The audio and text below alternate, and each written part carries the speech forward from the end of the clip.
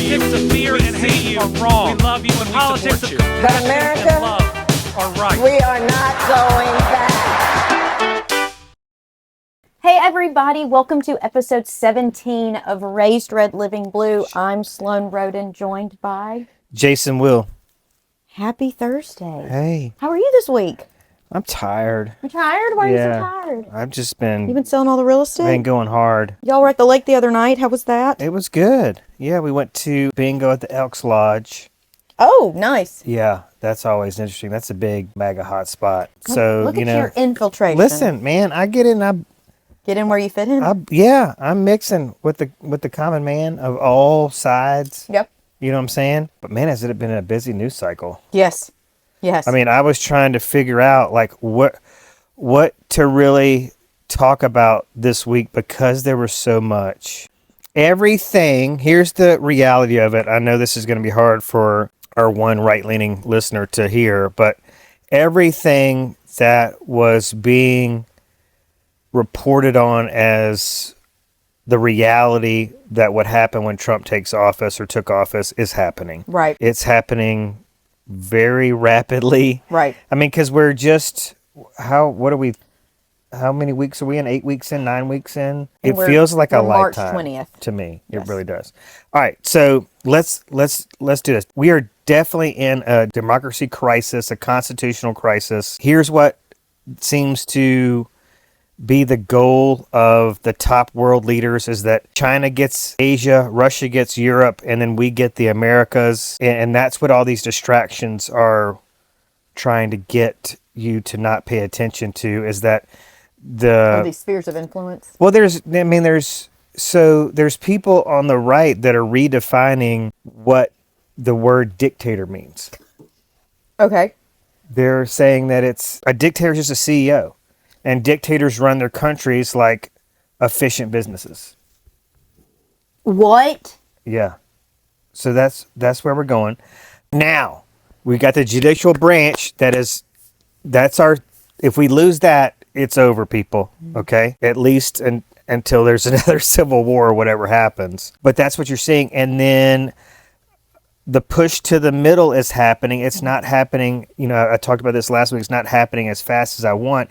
And you're still seeing people, Republican strategists come on the news programs, and they're still fighting the good fight, talking about this mandate. So, and again, that's the distraction. They're saying, Trump got elected on, immigration. His immigration numbers are still high. And the other message is, let this play out. He was elected, give him the time to enact his policies and see where they go. And then if it's too far, we'll deal with it then, is kind of what they're saying. When they've got these like right and left roundtables, that's what seems to be the strategy. But, that's the reality of it. And then I'm going to shut up and let you talk. I saw a headline before I headed over here about USDA halts millions of dollars in food bank funding.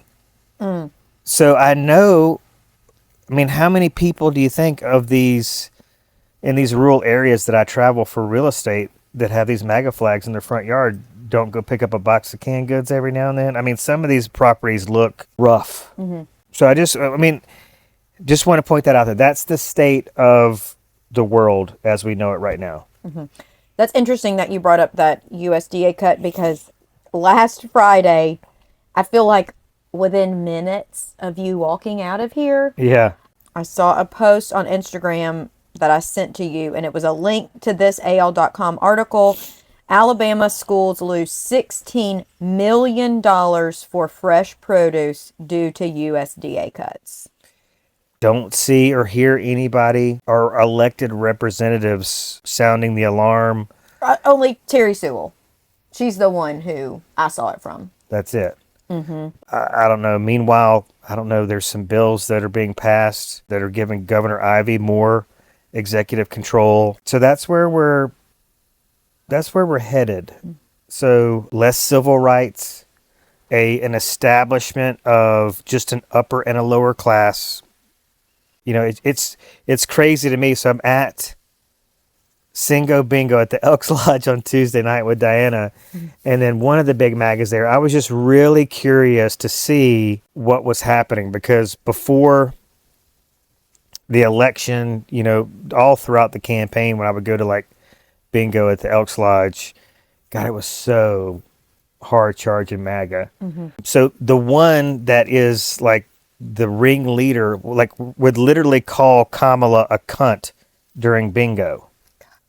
And would do it in such a way like, did I hear that? Did I not hear that? Like, did he really say that?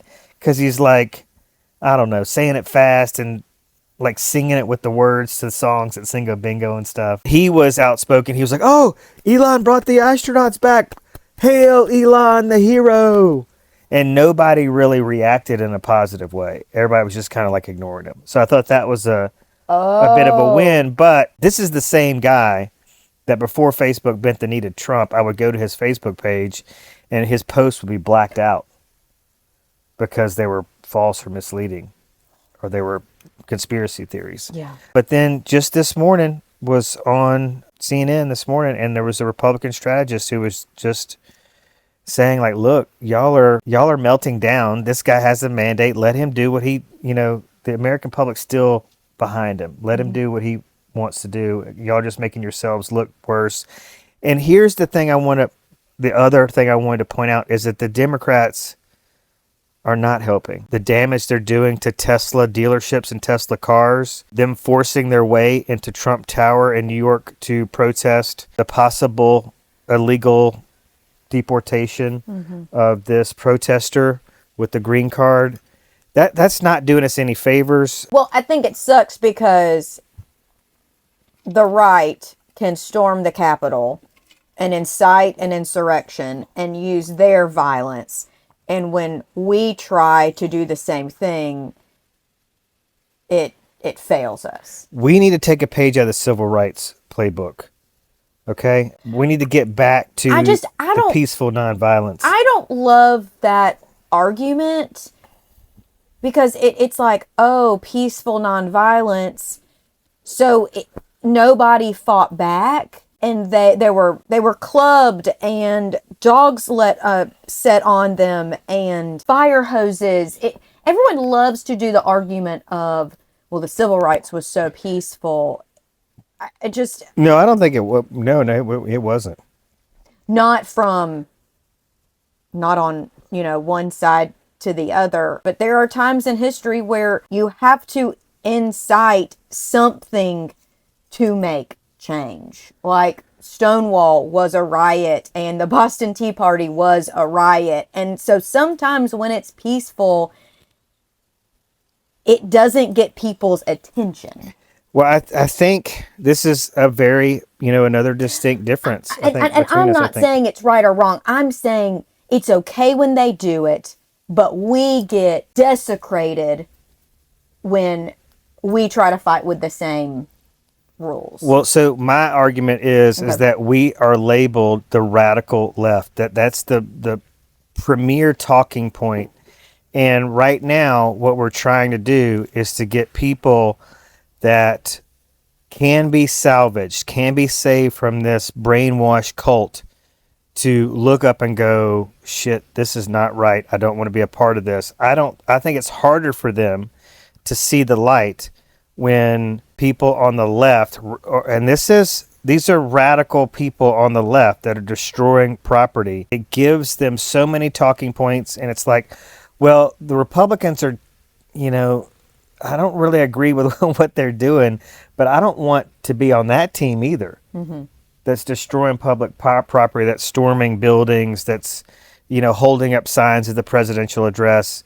So from the top down, from the leader of the DNC, the leader, the minority leaders in both chambers, all the way down to the protester that's spray painting or burning a Tesla, you're making things easier for the Republicans, and you're creating more of a distraction. You're feeding the radical narrative, and you're hurting the chances of us surviving this attack on our democracy. But then you have these protesters across Europe with hundreds of thousands of people, and they're saying, America, y'all aren't doing enough. Oh, and I agree. It's, and there's a lot of, I mean, there's a lot of talk on the left of, you know, the paddles weren't enough and this isn't enough. I don't know the answer, but if we sit and say please, nothing's going to happen with that either. Yeah, everybody's speaking out and, you know, people voting with their dollars. I mean, I think that stuff really, really works. And we're just going to have to let them break it in some cases. They're doing a really good job of it right now. A lot of stuff's bubbling to the surface, but it overshadows, you know, I think the things that people should be worried about. It just feeds that distraction machine. And I thought, would it be fair for us to address what could be perceived hypocrisy on our behalf because I'm obviously reveling in, I do not condone the destruction of property because I mean, I don't think an employee at a Tesla dealership is evil, you know? Right. I mean, we all have a right to support ourselves. And you and I have talked about how nervous we are about our businesses suffering for us speaking out. But so I just wanted to address that too this morning and just say my thoughts on it are that we are not calling Republican heroes traitors. We are not propping up far right Nazi sympathizers. I mean, we're not firing people that are veterans, that are patriots, that fought for this country. So this is a different level what he's doing. And outside of the destruction and the damage, I am just loving it. I don't know about you guys, but what you say about that? I don't think anything else. Okay. Sorry, I was adding my points in as we. Any gratefuls or gripes this week? Oh, so yeah. Gosh, so busy this week with everything that's going on. I'm grateful to be busy. I feel a lot of momentum in my real estate business. And I'm grateful for spring break is coming up next week because we've got a week at the beach. But I'm wondering if I'm going to get a week at the beach. Right. I'm so jealous. Diana and I, we met with, that's going to be my grateful is Diana and I are working together with a couple, did something. Yeah, y'all are cut into my sexy time. I just want to point that out. We did something different. We kind of called a roundtable discussion yesterday. There was like too much back and forth, you know, because it's like, Diana as the mortgage lender has her role and like me as the realtor has my role. But like we really needed to get us all together at the kitchen table. And it's like Diana worked through the things that like she can with the clients. So then I can take that baton and convert it into the offer and what we do with our strategy. And then brought our daughter to entertain their kids so y'all could have a peaceful meeting. Yes. I mean, that's not above and beyond. Right. And it was so beneficial. It was an hour and a half and probably, 30 minutes of that was chit chatting. So like a good hour that on text would have taken all damn day and we probably wouldn't have gotten the clarity and understanding. And I texted Diana this morning and I was like, I feel that like we unlocked something special last night that we can implement together with other clients that we are like trying to convert from that reaching out phase to engagement. Cause like that's where I'm seeing like people reach out and then it's like getting them from I'm interested to start to actually looking. Like that phase is longer than it ever has been in my real estate career. I'm really grateful for her. She loves problem solving, which is my favorite part of the job as well. And I hope this, helps our businesses, but then in turns helps us help more people. So if you want a really great mortgage lender who really treats, from the real estate agent to the consumer like family, DianaWill.com. I think... And also, I think... Yeah. Thinks outside the box that other people aren't willing to do. And some say, oh, it doesn't meet these requirements. Shut the computer, I'm done. And Diana goes, no, we've we've got something here. And even last night, as we're figuring out, she's like, we can do this to make this work, but after you close, you can do these other things as well. I mean, so just extending that relationship. Well, this is another, I think, great segue into politics. But, it reminds me of our last bar president, Chris Wood. I was at a buyer rep, ABR class with buyer him. Representation. And he was talking about how we used to do that as an industry so often. And he still presents his offers to both the listing agent and the listing agent sellers. He does that when he can. Yeah, sometimes they'll deny it, but he'll at least get on Zoom when he can. Yep. But if possible, he'll sit at the kitchen table with the listing agent and the sellers. But we used to do that so often, and I think this is an example of how sometimes it's just the buyer team that needs to get their crap together. Yep. Right? Yep. Like what y'all did the other night. Well, and during COVID, everything was moving so fast. You couldn't take a few days to get everybody's schedules online. You had to be out there, boots on the ground, making stuff happen. Because if you waited 3 days, the house they saw on Tuesday would be gone. And so much for me right now is I'm having to change how I work in my business because the market is completely different. I'm now on the third market of my career. Yeah. And it's really exciting when you try something new and it clicks. I'm feeling excitement in my business that I've not felt for a little while because of the rise in interest rates and the strain of affordability. That is hard. And I take on some of that with my consumers, but seeing, oh my gosh, we're making something happen. We found a way to increase this buyer's purchasing power by $100,000. I mean, that could be the difference in getting this offer accepted and not. That's a huge movement that we were able to do. And that takes a team and working together and willing to try a whole bunch of stuff and throw spaghetti at the wall until you figure out the strategy.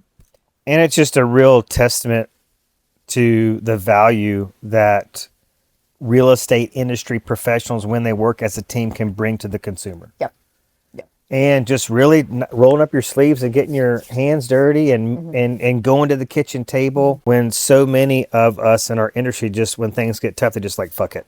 This is not meant to be, or, this is a dead deal. Right. And not work through it. But the kitchen table is where I want to see the Murkowskis of the world, sit down with the Raskins and just really start breaking bread. It's just exciting when, a podcast like the Lincoln Project continually has Democrats on, moderate Democrats on, and they just, there's just this gelling of the fact that we're not so different. Yeah. That we do have a lot we can find common ground on.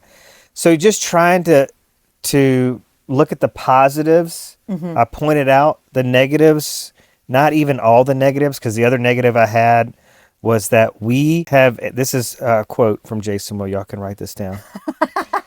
We have a heaping handful of high-ranking elected and appointed officials that we can't trust. I mean, that's the state of reality. The positives is I think people are being forced to the kitchen table that otherwise would have said, we don't have anything in common. There's no need. There's no point. Europe is coming together and really forming a strong union. What else can we point to as a positive?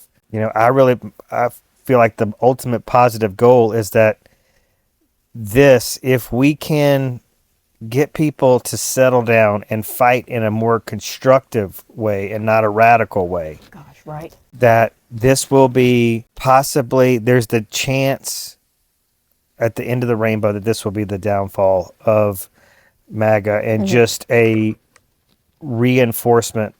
And that it's like a controlled burn. Yeah. Maybe democracy will come back greener than ever if we can get our shit together as a country and come to the table. Well, this is exciting because it really, like, you are teeing me up for the thing I wanted to talk about today. Good, sister. I'm going to take a nap because I'm exhausted. Spike that ball or lob it up for the alley-oop since it is March Madness. Let's take a break and we will get into topics and headlines of the week. And let's talk to the audience, get audience to vote on whether Auburn is going to go further in the NCAA tournament than Alabama or vice versa. I feel like it's Auburn. I don't know. Auburn can't ever rise to the occasion. You know that. All right, we'll see you on the other side of the break.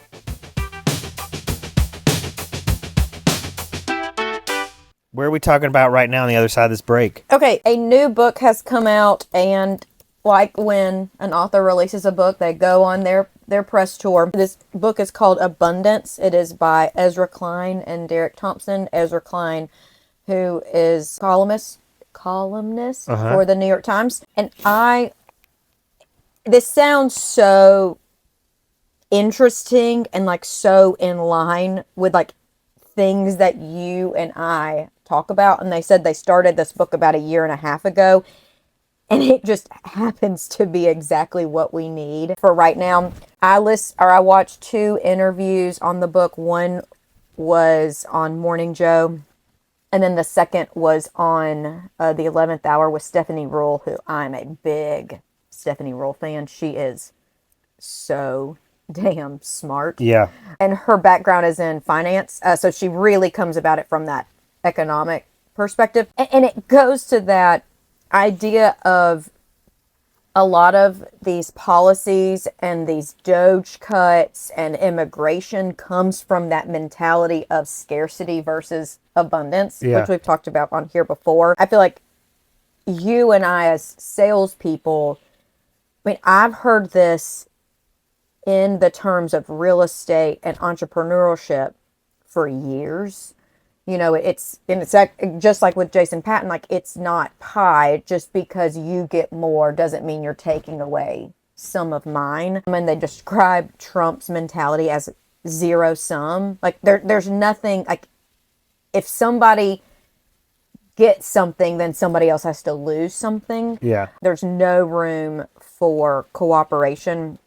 And in these interviews, and I'd be really interested to see what it's like in the book, but there was critiques of where the Democrat Party has failed the American people and why in these blue states people are leaving or swinging to the right. And so like, okay, this is where we went wrong and this is what we can do in the future. And sounds like it's a really good playbook that's been laid out. And I was loving it so much. You know, they say Democrats do transfer programs and Social Security well, but they don't always, it's like they can think of ideas, but they're not in like the action of it. And we get like lost in the sauce and lost in the process. And this was really interesting. One of the big examples that was used in both interviews was this California high-speed rail that they've been talking about for years and nothing has come of it. Right. And just this week, I was listening to Pod Save America and John Lovett was interviewing Katie Porter, who has announced that she's going to be running for governor of California. And they brought up, how in the world can we not get this built? And Ezra Klein used the example of, you know, they've built one in China and they've built one in Spain, and the whole that they started and ended while we've still had our hands up about this one in California. Yeah. Because that, I mean, weren't they, I just remember being very young when I first heard about the concept of high-speed rails being built. And now I'm old as dirt. Right. And still nothing. Yeah. And they say it shouldn't be so hard to act within the government. You know, they said Biden's legislative like endeavors were some of the most, he got the most done legislatively. Yeah. But it takes so long for the wheels of bureaucracy to turn that like when we as the American people don't feel it, it's like, well, Biden did nothing. But that infrastructure bill was so huge and was supposed to go to expanding broadband internet expanding these charging stations. Well, the process to get those things done are so difficult and so layered, it takes too long. Yeah. I was just going to say that, I mean, I don't remember, so tell me if this is not fair, but one of the things that I like that Trump does is that he's just constantly giving interviews. He's constantly, I mean, it just seems like even like all the way down to the White House Facebook page, you know, they're touting things that they're doing all the time. And I just don't know. I mean, Biden didn't do that many interviews, I don't feel like. Is that fair? I mean, I feel like the accessibility, the visibility of the president is really important. And yeah, we've heard that a lot. Like Biden legislatively, I mean, he did a lot. Yep. But we can't really talk about it. 2 points to that. You know, Trump loves to be on TV and be the face, and, you know, busyness does not equal effectiveness, but he understands meeting people where they are. So is he getting a lot done, you know, to like enact good change? I don't know. Was Biden working off of an old school playbook? Probably. Like, I'm going to put my head down and I'm going to work and I'm going to get the job done. And it's not about me. The glory's not on me, which I see, like, that's such a high level of integrity. But the other side of that, when we are so engaged, so want answers, so want access, you know, it's probably like, who can we have in the future that can meet and have that messaging and that team and putting that information out there? That would not allow so many people to cross the border illegally. I mean, that would not take so long to enact, you know, just to not enforce the laws that were on the books. I mean, what has emerged is that there were some definite legitimacy to some of the right's talking points, especially about immigration, and how Kamala just crapped the bed from the beginning with her role as the border czar. I mean, she was set up for failure from the beginning. I mean, when you think about the first 2 to 3 years, you hardly ever saw Kamala Harris. I mean, she was she was like missing in action, I feel like, until it was time for her to assume a more prominent role based on the cognitive decline of Biden and the fact that so many Democrats went on television and said he's fine. He's absolutely fine. And even after we lost, there were some Democrats saying, well, Biden just should have stayed in. Dude, the guy, his brain is turning to mush. I'm just really upset with the Democratic Party this morning. I don't know if you can tell. I can tell.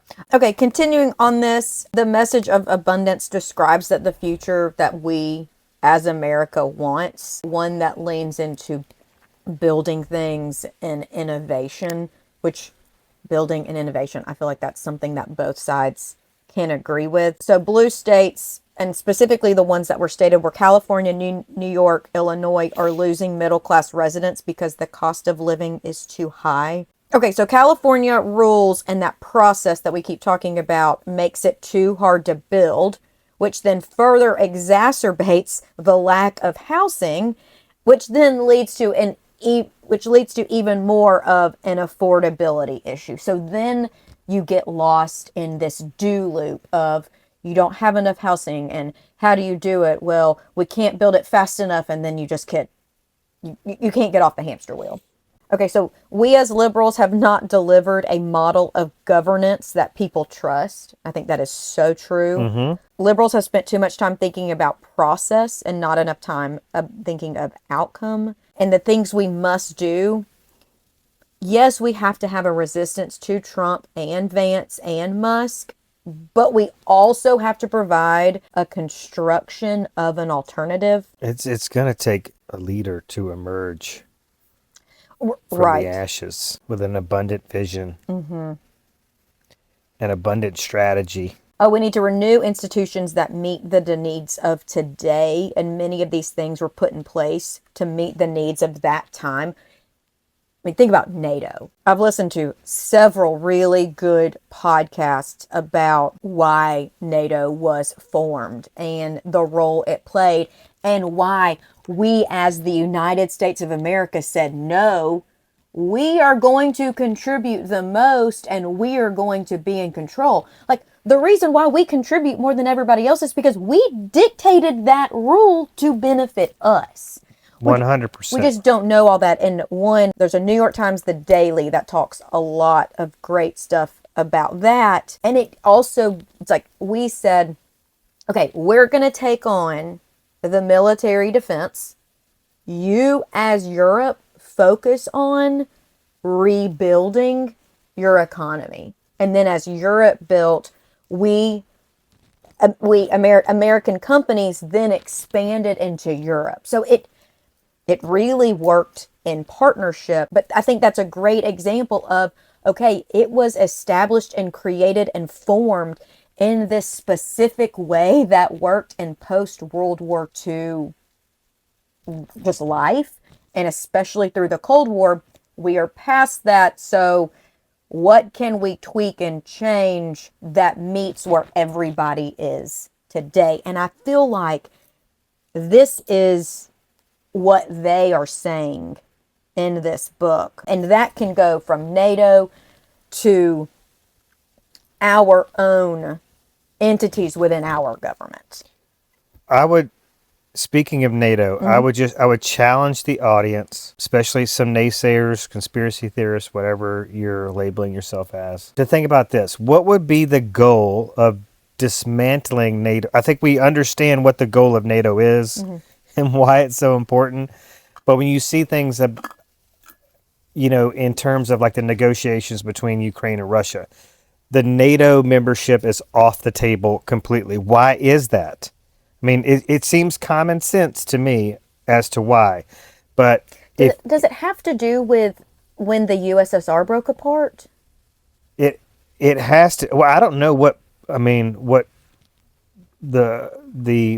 Putin party is how they're trying to legitimize it, but I will just tell you they feel like Ukraine is their sovereign territory. But if I want to focus on this, the world is being divided up into three pies. Okay, so we have a new world order taking place. The Chinese have been heavily involved in the Middle East for a while. I think Russia's had their hand in the Middle East for a long time too. But I feel like Russia's like, to hell with the Middle East. China, you take it. We're going to you take that in Asia. We're going to take Europe. America's going to get Canada, Greenland, maybe Mexico, who knows. But that's where we're headed. And there's going to be that would be the only reason for the destruction or for NATO to be dissolved, is that, you're just going to have these three big superpowers and they're all going to be like, all right, we got a bunch of nukes. So everybody, it's like that. Everybody just calm down. Count of three, we're all gonna put down our guns. I have crossbows. We'll put down our weaponry on the count of three. Okay. You ready? I'm ready. 1, 2, 3. That's how it's going to be. It's like, these are our pies. If you fuck with us, we're going to fire nukes at you. So there will be peace and stability, and all these three big superpowers will be run by dictators, aka CEOs. God, and we used to not have anything to do with countries that had a dictator because it wasn't democracy. So we aligned ourselves with democracies.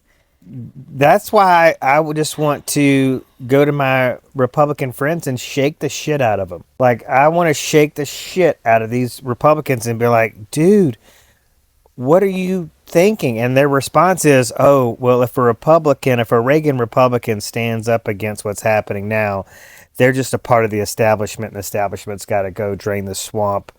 MAGA. Okay. I'm telling you guys, wake the freak up.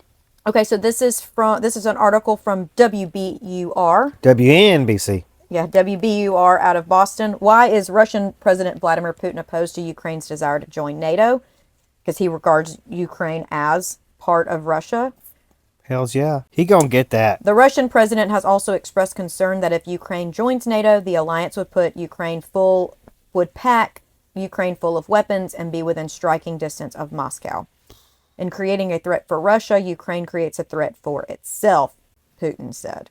Putin wants that $19 trillion European economy. That's what he wants. I think he wants to reestablish the USSR. Yeah, I mean that's his ultimate goal. I mean that's what he feels like his legacy is going to cement. His legacy is for him to restore the former glory of the USSR. Yeah, it's getting scary out there, peeps. Right. Okay, let me finish these, but I love the interjection. Thank you for that. Oh, okay.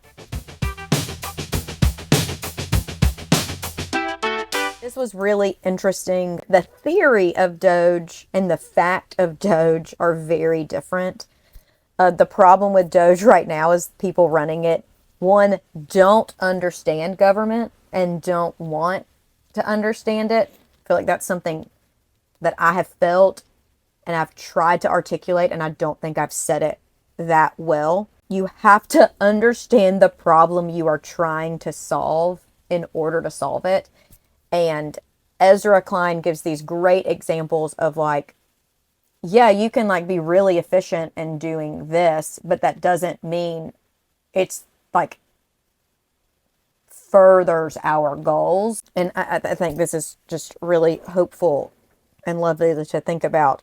I would like a government who is led by people who have a humane vision of the future. The right, their vision of the future is cramped and it's just not efficient. Okay, the problem... Not inclusive. Right. The problem is not just trying to create efficiency within the government, but also create a vision of the future that has more for us as the American people, as well as more innovation within our country. And this is a great example. Elon has built all these companies with private-public partnerships, but is now destroying the government. And the example Stephanie Rule said is he's looking down at the rungs on the ladder and is now going to chop them all off so nobody has the same opportunities that he did. Well, I think people should just Google something like what's the goal of Project 2025. I mean, I think this is one of the things that I was speaking about when we got started with this episode about how everything Kamala warned against on the campaign trail is happening. Yep. And, the vision absolutely was Project 2025. And Trump knew about it from the beginning. And it was just a slow play and I don't know what you're really talking about. I've kind of heard about it, but I don't really agree with it kind of thing. It was, and here we are. So to close out on this, my last point is people don't care about the protections of these institutions, which makes sense because it's this abstract concept. If you don't work in the government and know what they do and the benefits they provide to the American people, it's hard for people to wrap their head around. But the American people care if their life is going to be better in the future than it is now. And the right had a message in this election that they were going to do that, and it worked. So the thing and the message for Democrats is you must draw a vision for the future that one, people like, and people believe you can achieve it. Yeah. This is interesting to anybody. I mean, just Google Ezra Klein, abundance, read about the book, watch these interviews. It was so much of what, one, I've been kind of feeling and thinking, but not sure where all the pieces were. And then I just, we've been talking on here about skepticism, a healthy dose of skepticism is really good on both sides. And just having somebody say, our party isn't perfect, but there are things we can do to change it and get back on top, I appreciate and can stand with. Well, yeah, I mean, if we can get strong Democratic leaders like Andy Bashir, just stand up and say,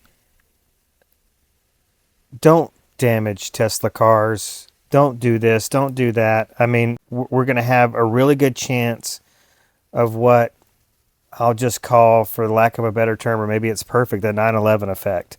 I mean, we need something like that to bring us together, and it's going to happen organically. I'm not saying very, very clearly, I want to say we need to stand up and fight. Like, Democrats need to keep having town halls, even though this one recently, I can't remember where in the United States this was, but this Democrat just got his ass handed to him just the other night over going back to Hamas and Israel. His constituents, his Palestinian constituents, were very, very mad about that. But as Republicans pull back on the town halls, we need to keep moving forward with the town halls and keep doing all the things we need to be doing, pointing out what's happening, tell the stories of everyday Americans that are having buyer's remorse as it relates to their vote for Trump. This is it's a constitutional crisis. It's a civil rights crisis. I'm telling you, this is a foreign policy crisis. America is less safe right now than it's probably ever been in recent history, based on things like France saying we want our Statue of Liberty back. And they have an incredibly valid point. I mean, Macron, the leader of France, is one of the prominent leaders of the free world at the moment, because the United States is not at that table. We're voting with North Korea and Russia on things. So that's not right. Trump is getting schooled by Putin on these negotiations. And maybe it's not a schooling, because maybe it is really the process where ultimately the ultimate goal is this 3-pi world. This 3 superpower world that we're heading towards. So anyway, let's take a break. Do we need to take another break? Yep, and then let's beat the shit out of Elon and Kevin O'Leary. And then let's praise Senator Lisa Murkowski after the break. Okay, after the break, we got Turds and Heroes of the Week.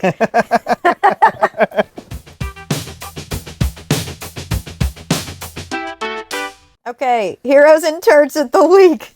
Do you have any heroes and turds? I guess mine was Ezra Klein.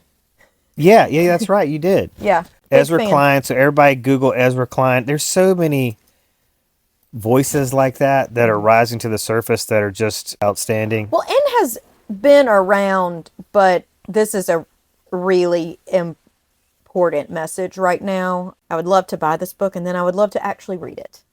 And it not sit on a desk and look like a prop. All right, so I'm going to call on Canada to do something about this Kevin O'Leary turd. This guy is a big Trump supporter, obviously, but he's made, like in January, he made statements supporting the U.S.-Canada merger.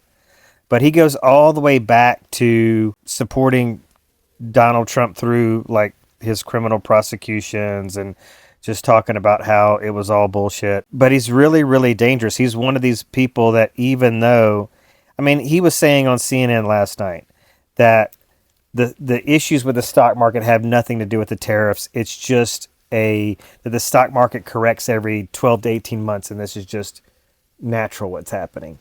I just feel like, these people in the private sector like Elon are, in a sense, primarying themselves.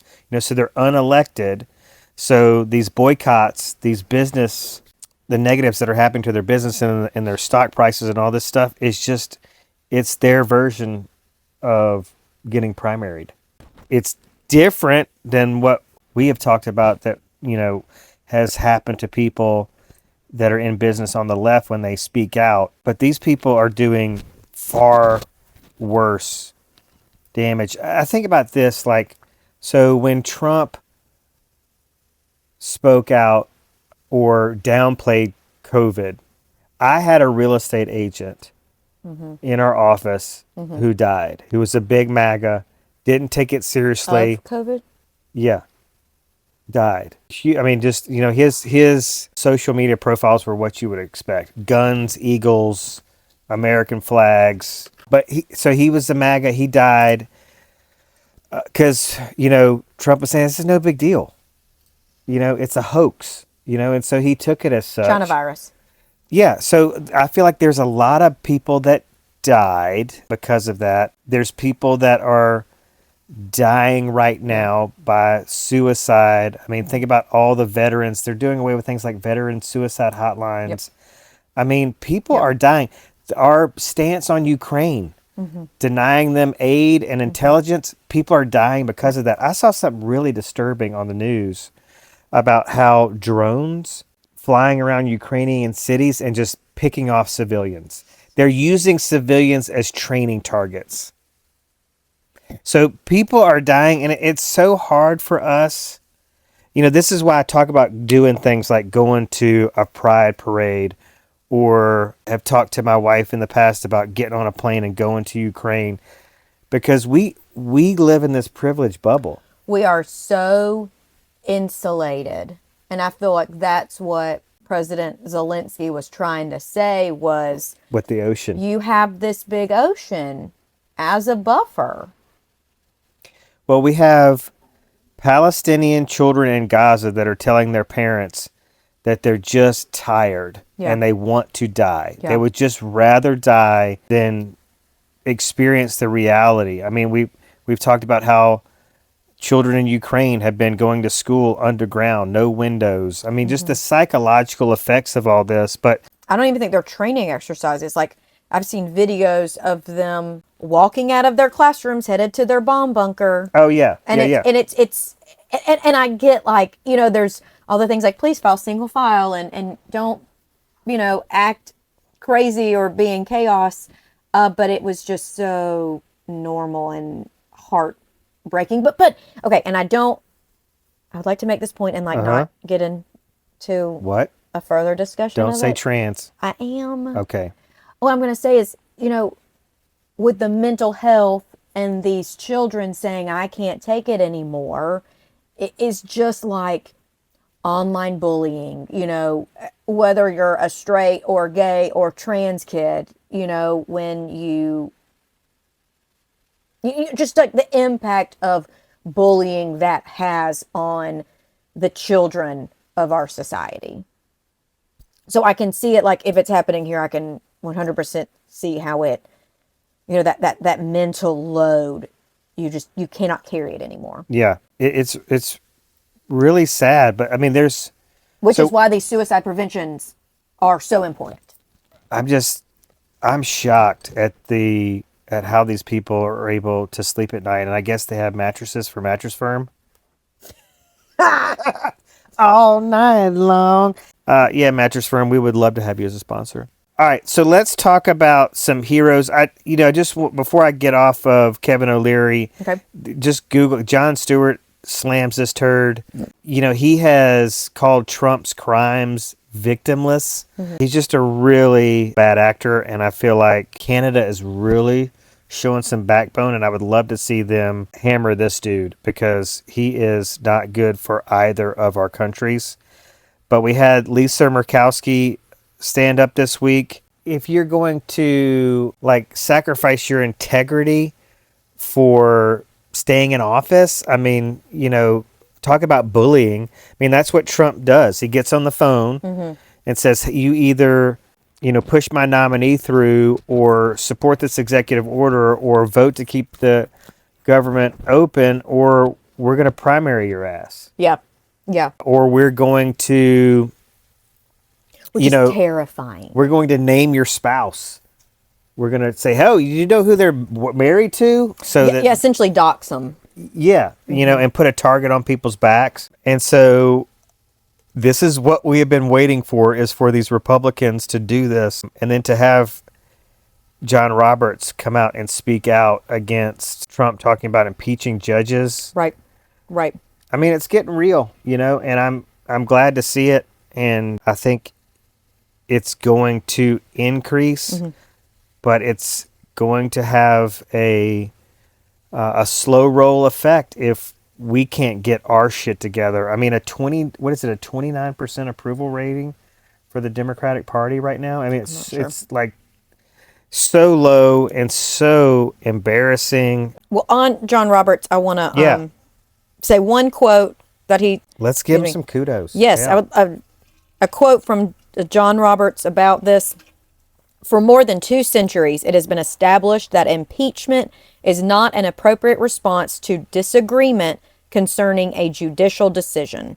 The normal appellate review process exists for that purpose. And I just want to point out that Trump is lying. Pam Bondi is lying. Elon Musk is lying. Marco Rubio is lying. But you see, so the talking point, this is where, everybody gets on the bandwagon. This press secretary for the White House is the nastiest bitch on the planet. She is. I mean, she is the nastiest. I mean, she's like, makes Ann Coulter look like a freaking Girl Scout. It's insane. But these people are getting on there and lying. But you see they have this unified messaging because they all come out and say that this is an Obama appointed judge. This is a bipartisan appointee with a 3-decade career in Washington. The Chief Justice of the U.S. District Court in Washington has been criticized by the president for ruling against his deportation efforts. The guy's name is James Boasberg. So it's a lie. He's not an Obama appointed judge. He has ruled in Trump's favor on things, but it's just you come out against him and immediately you're labeled a radical, a rhino, whatever the case may be. These people are lying. There's been a lot of people that have said it's not fair to judge Trump on his day one, things that he was going to fix day one. But I say to hell with that. I mean, you're hearing people say now, like, oh, we got to give it time. This is not an easy process. It doesn't happen overnight. We can't predict this. We can't predict that. Just realize they're lying. I mean, he said day one, this is what I'm going to do. And it's not happening. This war in Ukraine is turning out to be a much more difficult problem to solve. But again, is it a problem they ever had intended to solve? I'm not a conspiracy theorist. And I think most people who are kind of retarded. I just really feel like we do it for the sound. Yeah, we do. We do it for the sound and to protect ourselves from Naders. Weather that is just getting increasingly worse due to climate change. Oh my God! What are we going to do? What are we going to do? The thing here's what we all might be seeing: kumbaya and holding hands as we breathe in toxic air and watch the world burn. Because a lot of this stuff, the thing that's really freaking me out right now is the fact that they're talking about how the reversal of what's happening right now might take not just 1 decade, but maybe multiple decades. Yeah. But the things like the Voice of America. All right. What about this? Okay. Let's make this argument. Okay. When Russia state TV and Chinese state TV, when these two superpowers start seizing on and celebrating the things that we are giving up or cutting or doing away with or dismantling, we on the wrong side. That's a clear indication that we're on the wrong side. Yes. So I just want people to pay attention to this.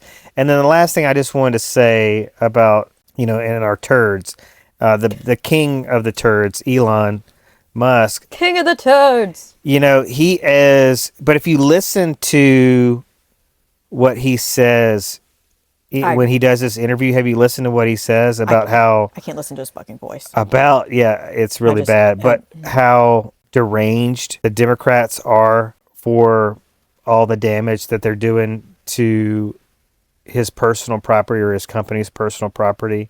Like, this guy, was he not paying attention to what happened? Like, you got to pay attention to what happens to people that align with Trump.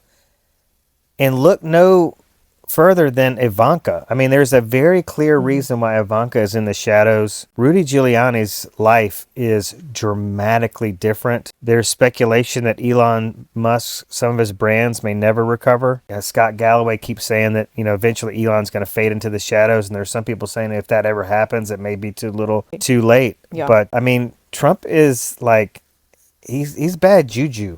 You know, he doesn't really do things for people. He doesn't elevate people, you know, that try to align with him. It all comes back to bite them in the ass, you know, and I think the word for that is karma.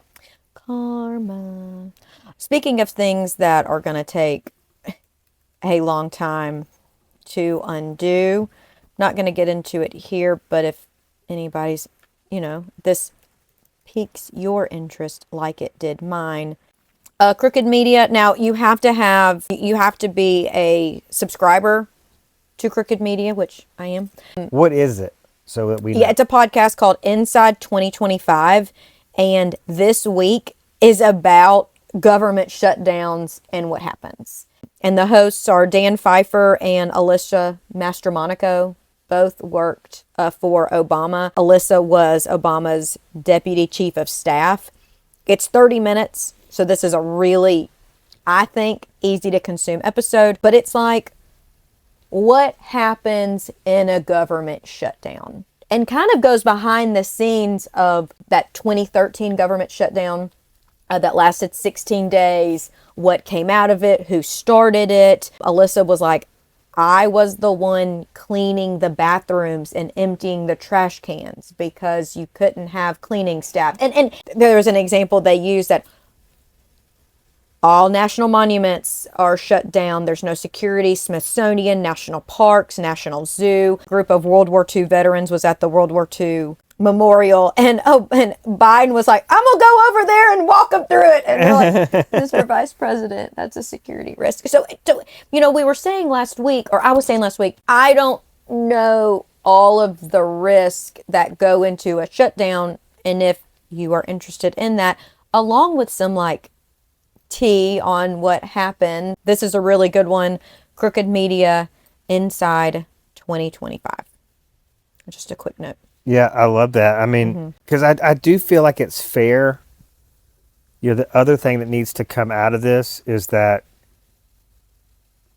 I just feel like people have a responsibility. If it's 5 minutes a day, I don't know. I mean, if it was even 15 minutes a week, maybe, that people just lifted their head, you know, put down the vape, lifted their head away from, you know, TikTok or just whatever they're looking at on their phones, and just started paying attention to what's going on in the news. I wish I could see if you can find this. Well, there was a guy that was on the Lincoln Project podcast he's a lawyer, and he started a website. It's called democracysomething.org, where he is, the clear as mud, where he just updates anybody who wants to log on to that website of where the courts, what's going on with all these lawsuits where these Trump policies are being challenged.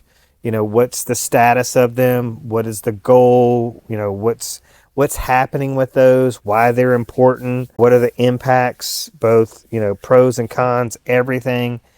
But people, you know, can't just say, because you can see, I see the power that we have in this vote. And I make no mistake, so do the Republicans, which is why, you know, like Project 2025 wants to establish one vote per household and take the vote away from the woman, because they understand that this vote is dangerous in the hands of an uninformed citizen, somebody that's voting based on, like you said, how their life is going to be improved, but not really looking at the fine print is why we're here. You know, there's no reason why the blue collar nation should have switched sides this past election. It's just absolutely ridiculous. And they're feeling it, but we all, I think, need to look at our own, like inside our own households, inside ourselves, and, you know, with some accountability here, and go, man, how did I let myself get sucked into this? The reality is that something that swayed your political beliefs probably came from another country that is supporting this ideology of a regime approach to world leadership, there's a chance that one or two things are going to happen, right? We're going to go to more of a global, like dictatorship's going to be normalized.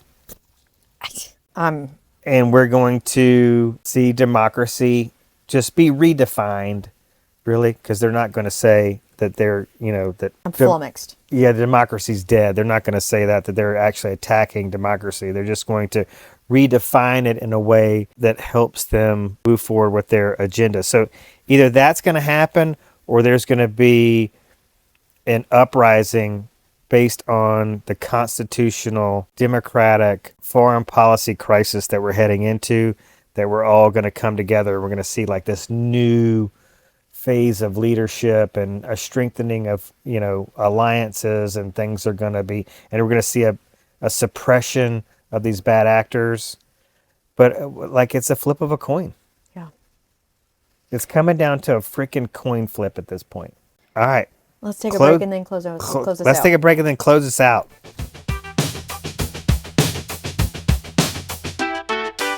Okay, before That's all right. we wrap for today, I want to just highlight a few local headlines. Today, these are all from yellowhammernews.com. Alabama defense firm seeks growth opportunities on Poland trade mission. I just continue to be perplexed, bewildered, confused by this argument of isolationism. But we have companies looking to expand into other countries. It just doesn't make sense to me. Do you have have you heard a reason for that argument? Well, I mean, it's isolationism with a side of imperialism. Right. Okay, the following Alabama firms are participating in the trade mission, each bringing specialized expertise in aerospace, defense, cybersecurity, and safety technologies. Most of these are out of Huntsville, and one is from Dothan. The other, Ivy discusses, Ivy as in Alabama Governor Kay Ivey, discusses tariff impact on Alabama's auto industry with industry leaders. Which is huge for our state. Alabama is among the top 5 U.S. states for automotive production. The state is home to several major manufacturing plants operated by Mercedes-Benz, Honda, Hyundai, and Toyota Mazda, which provide thousands of jobs and contribute to the state's economy. The president and CEO of the Alliance for Automotive Innovation told Reuters that some vehicle prices could increase by up to 25%, with the effects being seen almost immediately. Yeah, so it's like if prices increase and demand decreases, is that what is that going to do for these plants within our state? Huge driver of the state economy as well as these local economies. I really was hopeful a few weeks ago hearing about this, that the automotive industry would, and I've heard some calling on Trump, some automotive CEOs calling on Trump and trying to like lend an ear to this. Will this be something that's like, oh, well, we're going to do these tariffs, but take out these sectors? I don't know. God, I don't want it to hurt our industry though. Thoughts? There's not enough people speaking out, whether they're in a position of political leadership or in the business sector. These CEOs, these tech bros, the Bezos, the Zuckerbergs, the Browns or the Cooks, whatever. I don't know who the Browns are, but maybe the Cleveland Browns.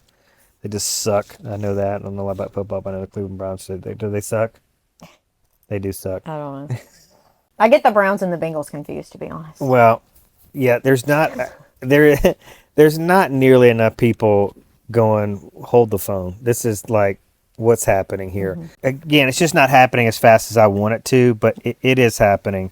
This is an interesting point, I think, to make. Rates were correcting. Inflation was going down. People were saying, see, Trump's doing shit.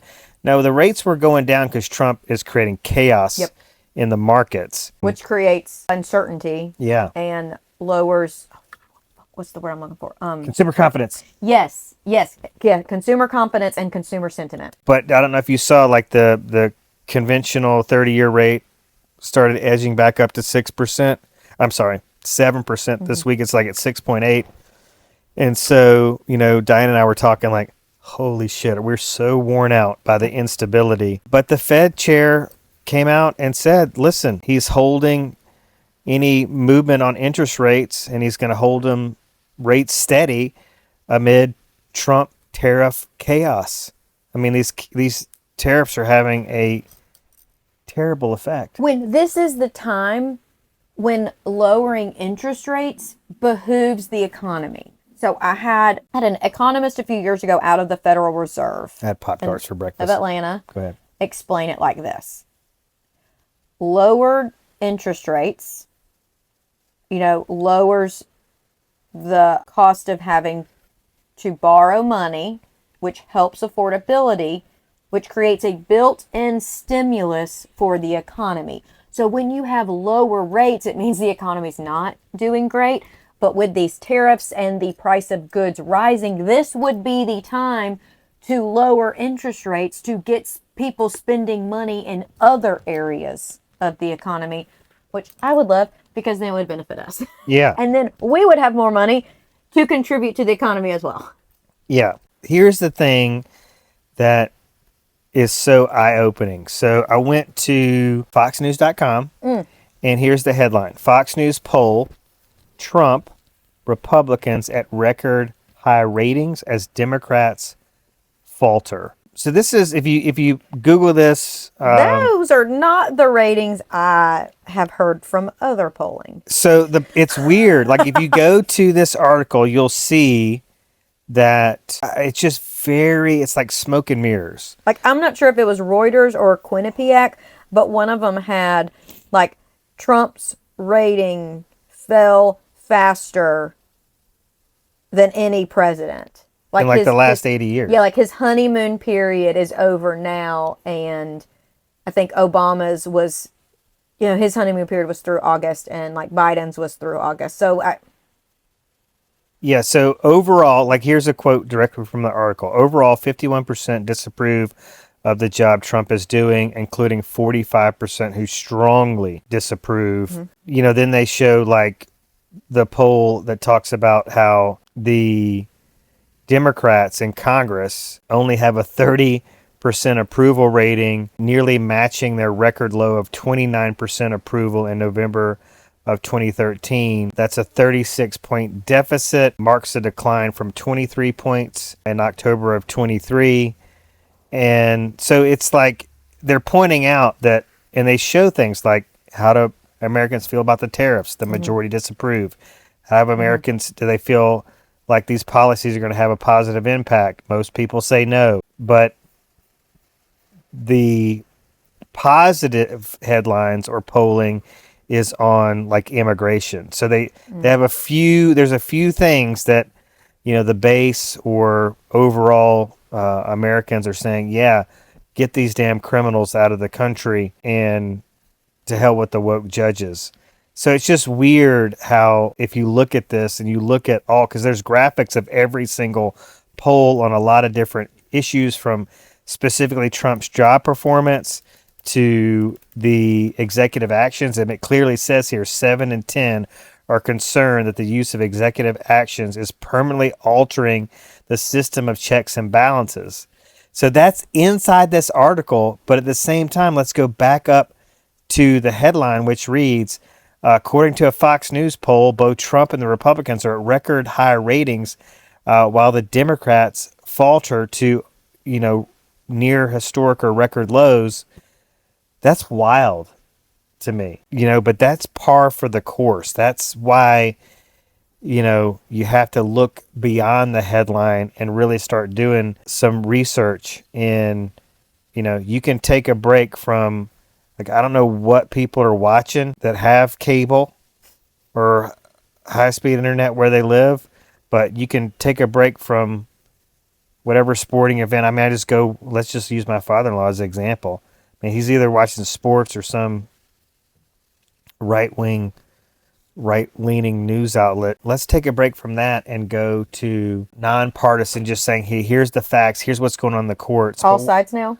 Yeah, I know people don't trust factcheck.org. I know, like, I've gone to my MAGA folks and go, hey, why don't you just go to a site like factcheck.org? They're like, oh, that's left-leaning bias. Are there any sites out there, any outlets where people from both sides can go and find content that does not have a left or a right-leaning bias that can be trusted?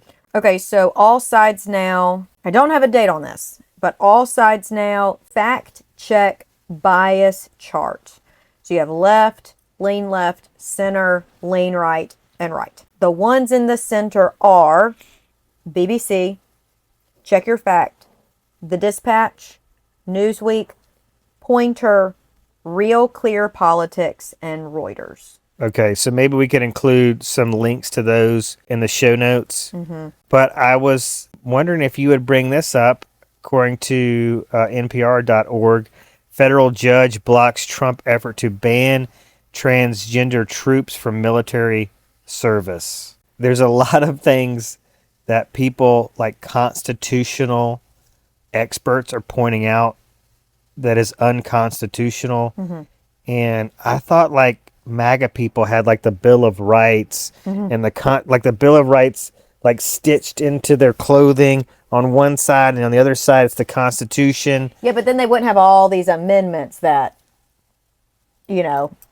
create this like nuance within it. I mean, let's just go back. They're only for like the initial protections, not the ones that we've received in most recent years. Well, I'll have one thing to say in that, and that'll be the last thing I say. That, like, what do you think actually "we the people" means? Right. Yeah. I mean, there are tattoos, these mags like Hegseth, "we the people." So that's we. Is that a non-inclusive we? Is that a we where everybody's invited? It's like I talked many episodes ago about how I passed these, church bulletin signs that are out that change, their messaging from week to week, and a lot of them say all are welcome. Well, unless you're transgender, gay, we the people does not mean we the people. It means white people or people of privilege. The only way you can get into the luxury box at the Saints game under a Project 2025 society is you either need to be white and rich or non-white and rich. Connected, that's it. It's we the people, and then it's everybody else. Like we the people's the top 1%, 3%, 10%. Oh, like 0.000%. Yeah, and then it's everybody else. Everybody else is the one that's cleaning the bathrooms and taking the trash out, while affluence is what's cheering on in the stands because they're the only ones that can afford the gosh damn tickets. So on that NPR article, before we close out, Ana Reyes, I believe, is the one that blocks the ban. Her quote is, "Indeed, the cruel irony is that thousands of transgender service members have sacrificed, some risking their lives, to ensure for others the very equal protection rights the military ban seeks to deny them. The president has the power, indeed the obligation, to ensure military readiness," she wrote. At times, however, leaders have used concern for military readiness to deny marginalized persons the privilege of serving. It feels very don't ask, don't tell. I know several gay men who served in the military under don't ask, don't tell. One, I can't fathom being in one of the armed forces, being a service member, and the mental and physical fortitude you must have for those jobs. What happens if you get found out? But then not be able to come to that as your whole person and have to hide a part of you. I mean, if you are willing to risk your life to serve this country, you should be able to do that as your true, authentic self. I wonder if you have anybody that would be willing to come on the podcast who served under Don't Ask, Don't Tell. That would be like super powerful in my opinion. Yeah, what that was. like? What's And that like? And, you know, my assumption is it would be like living in the closet without ever being able to turn it off. Like you can't go home and shed that layer. Like you don't have any safe place. Like you have to be on guard all the time when you're already in a position that you have to be on guard at all times. yeah, if you've, let's just put that out there. I mean, if you've served under those conditions and you're in proximity to Sloan's basement, let's have a discussion about you coming on and talking about what that reality was actually like. Thank you for your service. Yeah, unbelievable. Yeah. Any closing thoughts, hopes for the week? I don't know. I feel like this episode has really laid out some things for people to take notice of, to really think long and hard about. I want to inspire some people just to do some research. Just not asking you to turn on CNN. I'm just asking you to go to some of these sites like Sloan's mentioned and just do a little digging around. Just get your head out of the scroll. Yeah, the scroll for just a minute and figure out what's going on. I know it's easy to get lost into, things that we're into on TikTok. Yeah. Whether it's sports or fishing or whatever it is. But there's some serious shit happening. Yep.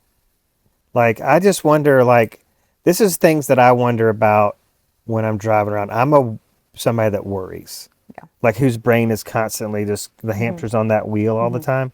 So I just wonder, there's nothing, when you get cancer, when you get a stage 4 cancer diagnosis, does it matter whether you're Republican or Democrat, white or black, gay or straight, rich or poor? I mean, when you get a death sentence, you want to talk about an equalizer. But so Elon Musk, any woman he touches gets pregnant. Sneezes on. Trump has a big family, has kids, grandkids. We all breathe the same air. I'm just trying to understand. I understand what their goal is to just cement the upper class and cement the status of the lower class, to create a big, deep line in the sand that, everybody knows their place. But we need trees. We need the water to not rise. Yep. We need the air to be as clean as possible. And the water to be as clean as possible, and our food sources to be as clean as possible. Yeah, I don't understand. Access to fruits and vegetables, that are in season and don't have to be shipped across the world. And then that feeds into greenhouse gases and pollution, and it's all intertwined. Yeah, I just don't understand the Green New Scam. I don't understand. Right. And there's a ton of research around the economic benefits of the Green New Deal. Yeah. Oh, yeah. And I think I feel like I've laid out a few ideas here before. Yeah. So I'm trying to wrestle with this. If you're a good old boy and you love to fish, is it gonna be a bummer to you that we're gonna reach a point in time where you need to release that fish, not because you're a sissy liberal that doesn't want to hurt animals, because if you eat that fish, you're going to fucking die. Yeah. It's going to kill you. Yeah. It's going to poison you. Or you can't go swim in the local creek because of pollution and runoff and etc. Yeah. There's people I've broken bread with that I will not sit down and have a meal with, or I just put myself in a situation where I don't get invited, or I don't even get asked, so I don't have to decline, because they say things like that global warming's a hoax. It's all bullshit. But what's so crazy is a lot of these people are the ones that like to hunt and fish and do these things in the outdoors. And if you don't protect nature and our earth and the water, we won't have this to enjoy. Well, I'll say this. I'm not so much personally worried about it for myself, because I'm in the last half of my life. The reality of this is probably, storms are getting crazy. What happened last week with these tornadoes, and I started watching tornado documentaries, just seeing how like these storms are intensifying, and like we're laying off people that their job is to give us like advance warning. Yeah, I mean, the NOAA. you did see Katie Britt stand up Yep. this week and go, "Hey, we need these people." Yep. But it's not enough. But I look at my point is taking too long to get there, but I just look at my kids. Yeah. Yeah. And I go, what about you? Like, is this having an impact on your decision to bring a child into this world? Yeah. Yeah. And they demonize that. Like J.D. Vance says, "Oh, that's so crazy. Like, why would you, and the Speaker of the House is like, that's just so ridiculous. I mean, our job here is to be fruitful and multiply. Don't you read the fucking Bible?" Well, clearly on Saturday mornings, y'all didn't sit in front of the TV and watch Captain Planet. Yeah. Or watch Fern Gully. Because we as millennials learned to protect Mother Earth. I just don't get it. Because these people all have, or most of them have children, have families. Yeah. We're all in this together. Mm-hmm. So it's concerning. But hopefully we'll give some people some things to think about, and we'll inspire them to become a little bit better informed. Yeah. Everybody, thank y'all so much for joining us for another week. Find us where you love podcasts. We are on Apple Podcast and Spotify. Full video episodes are on YouTube. You can connect with us socially on Instagram and TikTok. Y'all be good. Stay safe. Keep on with the fight, and we will see y'all next week. Politics of fear and hate are wrong. We love you and politics we support you. But America, and love are right. we are not going